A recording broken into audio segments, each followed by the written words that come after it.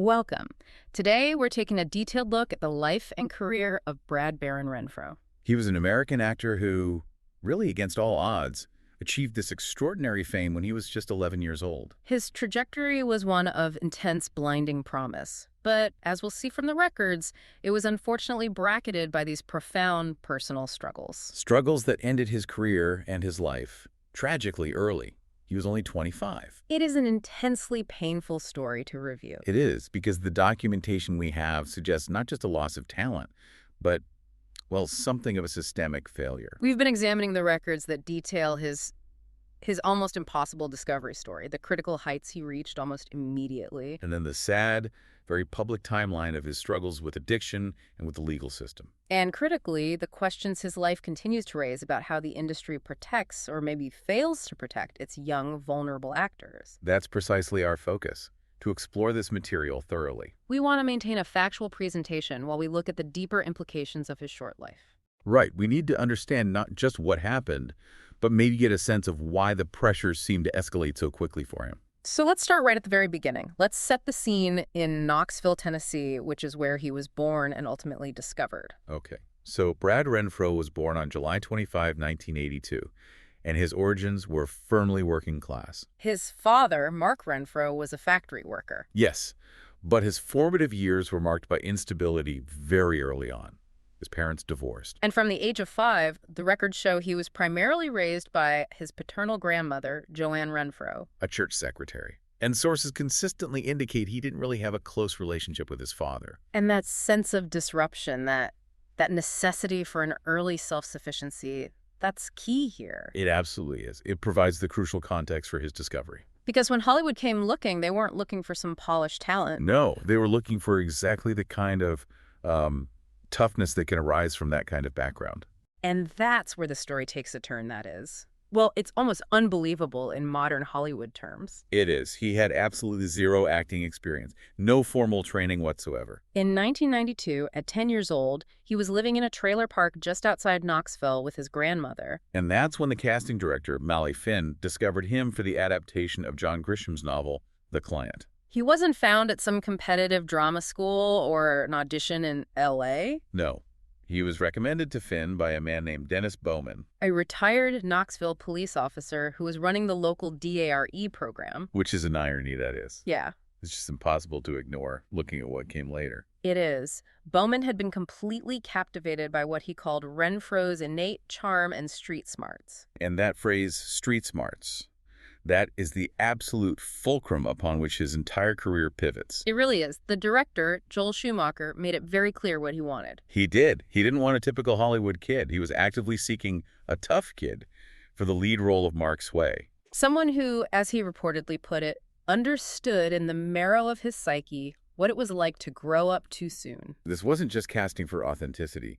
It was casting for an experience of hardship. And what's interesting is that the novelist, John Grisham, he apparently reinforced this. He did. He insisted that the chosen actor had to be an unknown from Tennessee. So this was a very deliberate search for raw, untrained, authentic talent from that specific region. Precisely. And Renfro fit that description perfectly. He secured the lead role in The Client in 1994. The sheer scope of this achievement, you can't overstate it. He beat out approximately 5,000 other boys. 5,000. And among those 5,000 was Macaulay Culkin, who at that time was probably the biggest child star in the world. Without a doubt. So that detail alone, it just signals the immediate power of Renfro's presence on screen. To dethrone the reigning king of child actors with zero training.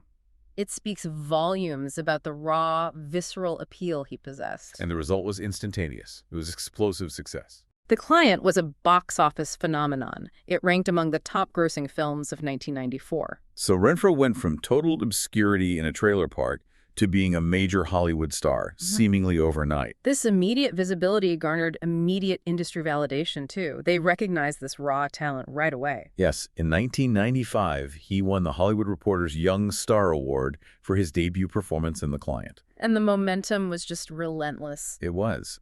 A year later, 1996, he was nominated as one of People magazine's influential 30 Under 30 list, Think about that for a moment. He was barely a teenager. and already recognized as one of the 30 most powerful or promising young people in the entire country. The speed of this rise, Yeah. it left almost no time for him to adapt to the reality of fame. It's the ultimate irony, isn't it? The film, The Client, it centers on a child who is trying desperately to find adult protection from these forces trying to hurt him. Yet, the actor playing him was chosen because he projected the kind of self-sufficiency and street smarts that, well, it seems the industry felt he didn't require much oversight when the camera stopped rolling.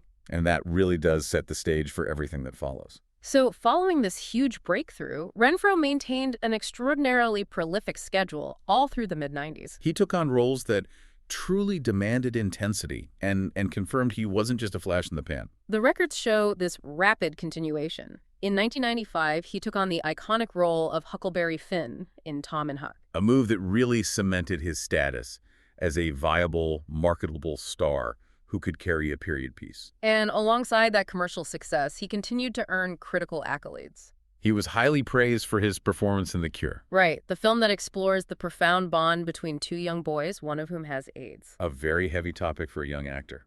And that role won him his second Young Star Award, along with a Young Artist Award. So it highlighted his dramatic range beyond just the legal thriller genre where he started. He then quickly moved into these high-profile ensemble projects, most notably Sleepers in 1996, directed by Barry Levinson. In that film, he played the younger version of Brad Pitt's character, Michael Sullivan. And he was sharing screen time with absolute heavy hitters like Robert De Niro, Dustin Hoffman, Kevin Bacon. It validated his standing among Hollywood's elite, for sure.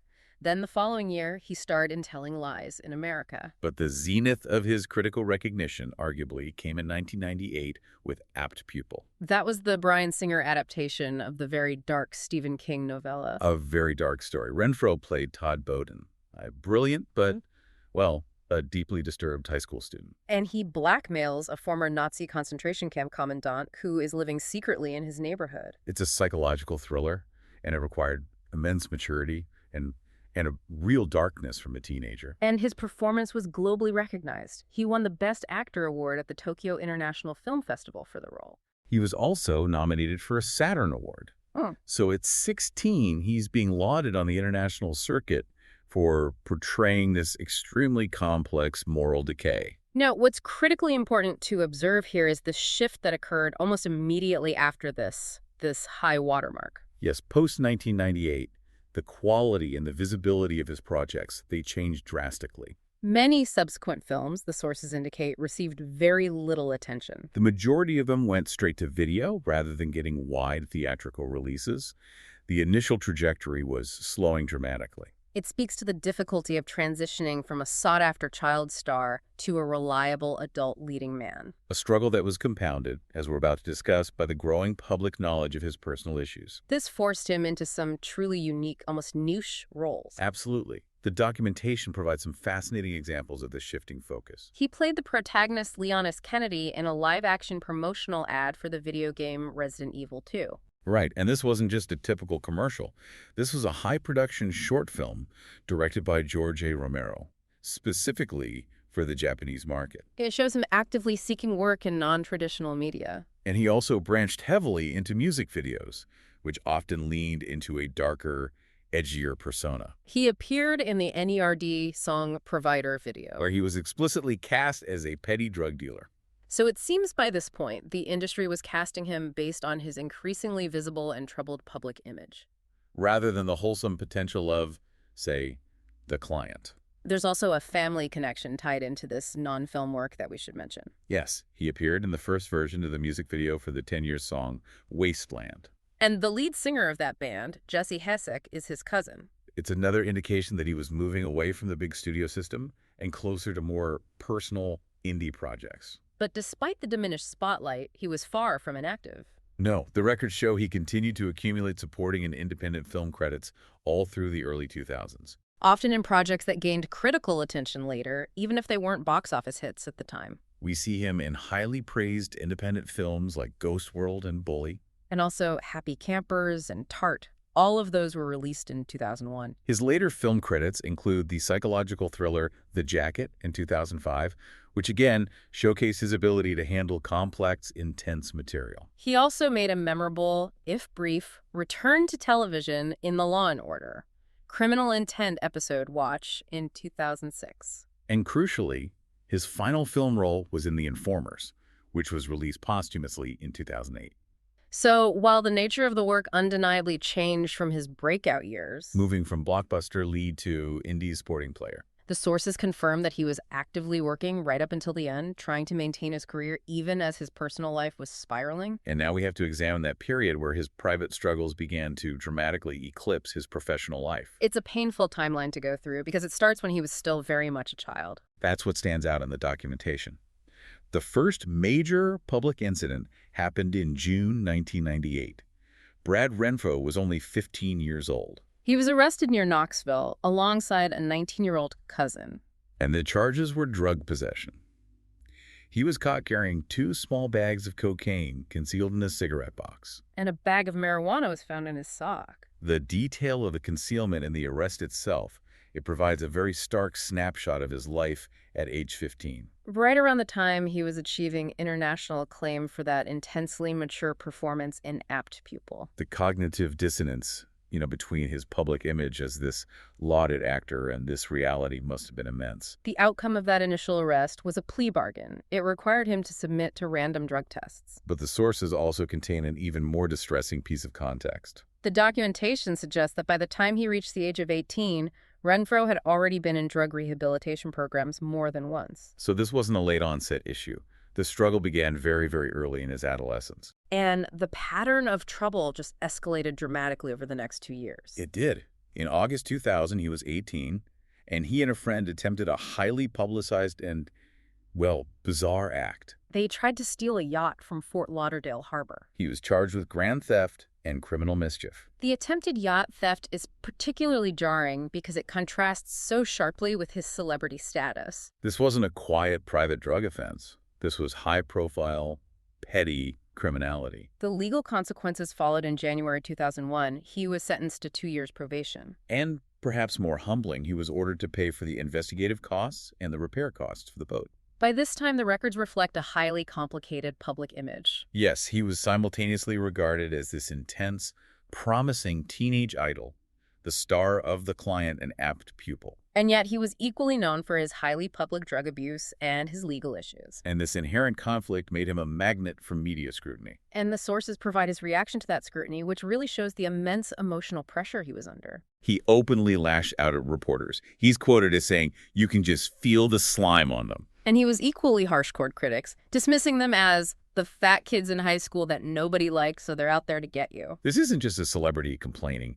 You get the sense this is a young man who is really struggling and feeling violently attacked by the external narrative of his life. And this emotional volatility, it certainly didn't help him manage the legal issues. No, the documentation reveals a continuous cycle of probation violations. In May 2001, he violated probation after being arrested for underage drinking. Then, in January 2002, he was arrested in Knoxville again, this time for public intoxication and driving without a valid license. The legal system reacted to this persistent failure to comply. As a direct result of that January 2002 arrest, he was mandated to enter a 3-month substance abuse treatment program. This series of arrests clearly demonstrates that his fame and his talent provided no shield against the consequences of his addiction. Or the difficulty he had maintaining any semblance of sobriety. The issues followed him across the country as he entered his early 20s in Los Angeles. In November 2005, he was arrested for DUI, driving under the influence, and charged with 2 counts of driving with a suspended license. For this, the sentence was 10 days in jail and 18 months of alcohol education classes. But the crisis reached its most dramatic and its most public peak just a month later. In December 2005, he was swept up during an undercover drug operation conducted by LAPD officers. And this was in the notoriously tough Skid Row neighborhood of Los Angeles. He was charged with attempted possession of heroin. That arrest was a watershed moment. The image of him in handcuffs, a former child star, caught in a major sting operation. It was front-page news, most notably in the Los Angeles Times. The documentation shows that during this incident, he actually admitted to a detective that he was actively using both heroin and methadone. He subsequently pleaded guilty to the attempted possession charge. The sentence was 3 years probation and a $450 fine. And he served the combined 10 days in jail related to both the DUI and the attempted possession charge in May of 2006. If you look at the totality of the record from 1998 to 2006, it's just a constant downward spiral. Punctuated by these brief legal attempts at rehabilitation that consistently failed. And that cycle culminated in one final critical warning detailed in the sources. In June 2007, he was found to have violated his probation yet again. This time by failing to enroll in a mandated long-term drug treatment program. And the judge presiding over his case delivered a very stark ultimatum. He said the next 2 violations would result in immediate mandatory live-in rehabilitation or a lengthy jail sentence. This severe warning came just months before his death. It shows he was on the absolute razor's edge of incarceration.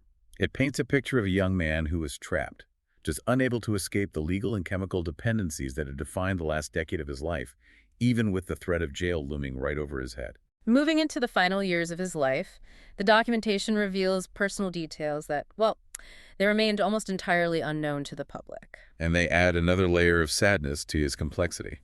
The most poignant detail concerns his son. The records indicate that Brad Renfro had a child, a son, born in Japan in 2003. And he was raised by his mother, a Japanese citizen. This was kept completely private. Completely. The public was only made aware of the existence of his son when the child was mentioned in Renfro's mother's obituary in 2012. This hidden family life, it just underscores the extreme dual existence he was maintaining. Publicly battling addiction and the law in Los Angeles, while privately having this profound connection across the world. It's a stark contrast to the chaos of his celebrity existence. What makes the end of his story even more heart-wrenching is the brief but potent moment of reported optimism right before his death. Yes, his cousin, Jesse Hassick, the lead singer of 10 Years, he spoke about a recent visit. Hassick stated that Renfro and his son had visited him just days before his death. And critically, Hassick reported that Renfro felt he had hit rock bottom and had come way back up. And that he was actively making positive changes in his life. The documentation suggests that he was striving for improvement, recognizing the severity of his situation. And perhaps feeling motivated by the presence of his son. It makes the reality of his death that much harder to bear. Despite that brief window of hope, Brad Renfro was found dead on January 15, 2008, in his Los Angeles apartment. He was only 25 years old. His body was returned to Tennessee for his services, and he was ultimately buried at the Red House Cemetery in Granger County. The official ruling regarding his death was delivered on February 8, 2008, by the Los Angeles County Coroner's Office. It was ruled accidental, attributed to acute heroin/morphine intoxication. The documentation points to a devastating final detail involving his grandmother, Joanne Renfro. The woman who had provided him with structure and love from the age of 5, and who had often traveled with him during his early successful career. 17 days after Brad Renfro's death, Joanne Renfro passed away at the age of 76. While local officials determined her death was due to natural causes, the timing of these two events, her death following so closely after the loss of the grandson she raised and fought for, it suggests the immeasurable emotional toll his life and death had taken on her. It is a profoundly sad conclusion to a difficult family story. The immediate aftermath of Renfro's death forced a public reckoning. It raised uncomfortable questions about how the industry chooses to memorialize those who die young, especially when their struggles were so intrinsically linked to their public life. The most immediate controversy detailed in the sources was his exclusion from the in memoriam tribute montage at the 80th Academy Awards, which were held shortly after his death. This omission was widely reported in the media as a significant snub. And whether the exclusion was due to his age, his history, or just an oversight. It immediately prompted a media discussion about celebrity morality and memory. It highlighted the uncomfortable truth that while the industry celebrates the rise of a child star, it is often reluctant to claim them in death when that star's life has been complicated by addiction and crime. This media discussion eventually led to a much deeper, more critical analysis. Yes, sources, particularly detailed investigative pieces published by BuzzFeed years later in 2018 and 2019, they focused on the central question.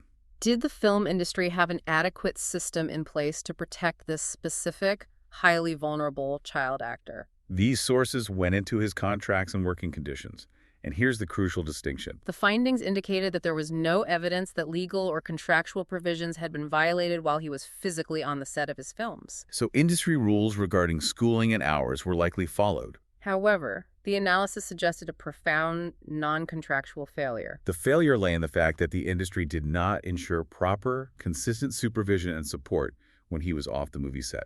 And for a child plucked from a disruptive, unstable background, that transition back to a normal life, loaded with money and adult attention, it proved disastrous without continuous oversight.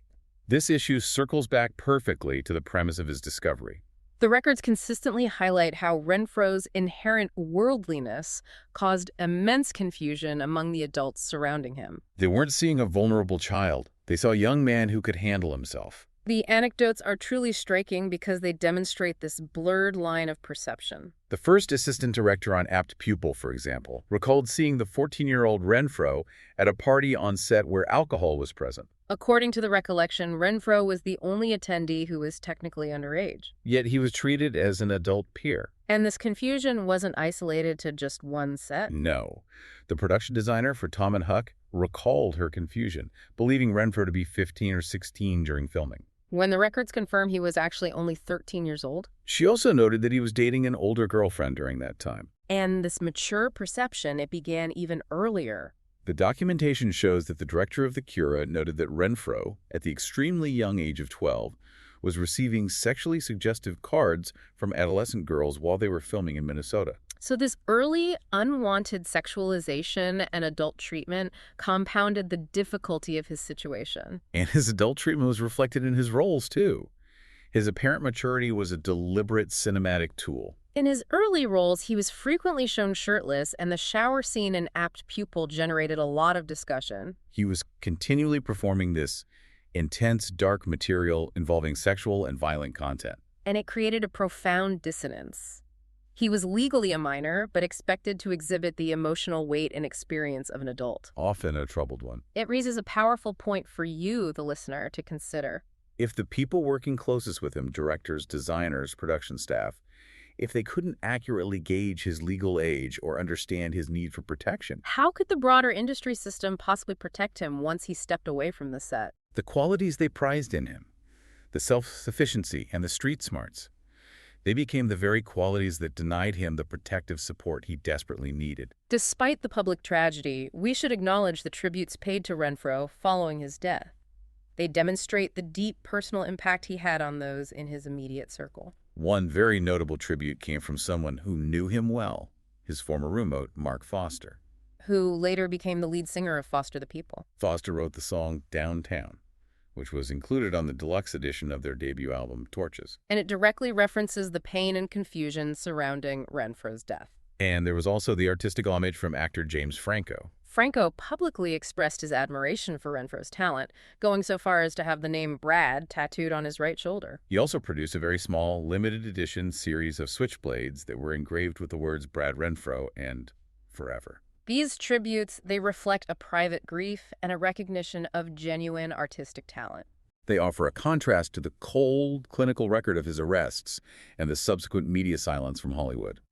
Reflecting on all the documents we have analyzed, the story of Brad Renfro is devastating primarily because of its speed and its seeming inevitability. He was perfectly cast as the tough kid who understood hardship, yet that toughness masked a profound vulnerability. His real-life struggles quickly morphed into chronic headline news. And he ultimately succumbed to the addiction that shadowed virtually his entire adult life. It's the story of tremendous potential that was lost far too soon.